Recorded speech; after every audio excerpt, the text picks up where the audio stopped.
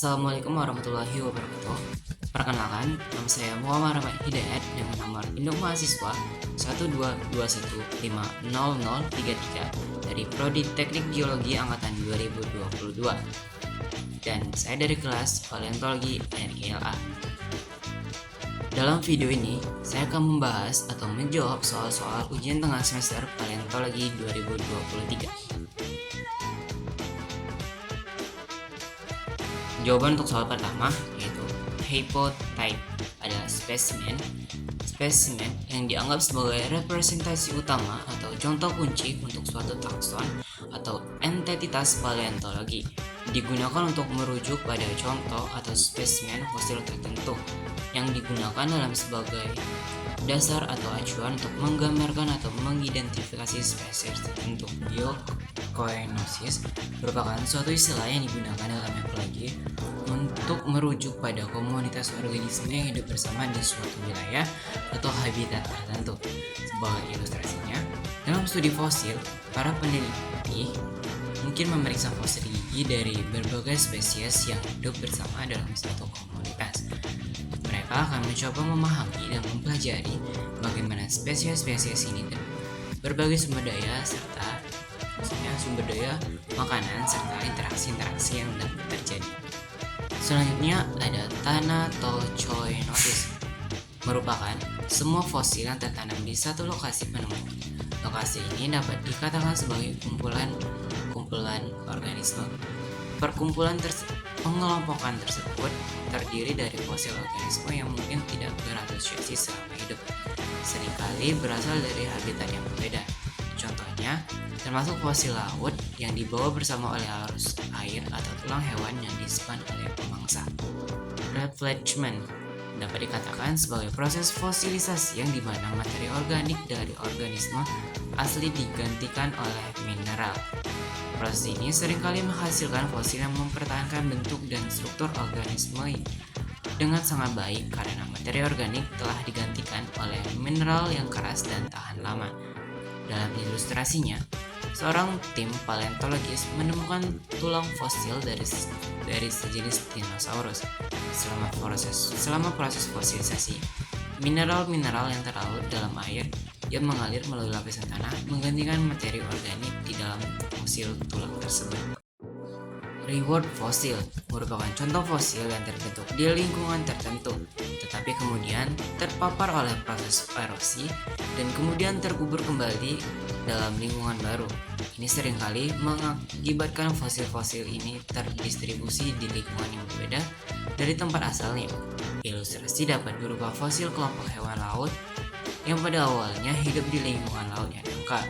Namun, karena perubahan geologis, lapisan batuan tempat fosil-fosil ini terkubur mengalami erosi, dan fosil-fosil ini terbawa oleh aliran sungai dan terendapkan di lingkungan sedimen sungai yang lebih jauh dari air laut. Jawaban soal kedua. Pertama yaitu permineralisasi, merupakan sisa-sisa organisme yang mati atau material organik tertentu digantikan oleh mineral-mineral yang terlarut dalam air atau larutan. Fosil dapat mengawetkan struktur organisme dengan baik sehingga menciptakan fosil yang tahan lama. Selanjutnya, rekristalisasi adalah proses di mana mineral-mineral dalam fosil yang terbentuk dari organisme yang mati mengalami perubahan dalam struktur kristal mereka seiring berjalan waktu. Lalu, replenishment, proses di mana fosil materi organik dari organisme asli digantikan oleh mineral. Lalu ada mold and cast. Mold merupakan cetakan fosil yang terbentuk ketika organisme terkubur dalam sedimen, dan cast merupakan cetakan dari mold. Lalu, yang terakhir merupakan trace fosil yang sering disebut fosil sisa aktivitas, karena yang terlihat hanyalah sisa-sisa aktivitasnya, baik berupa jejak kaki maupun jejak pergerakan hewan melata.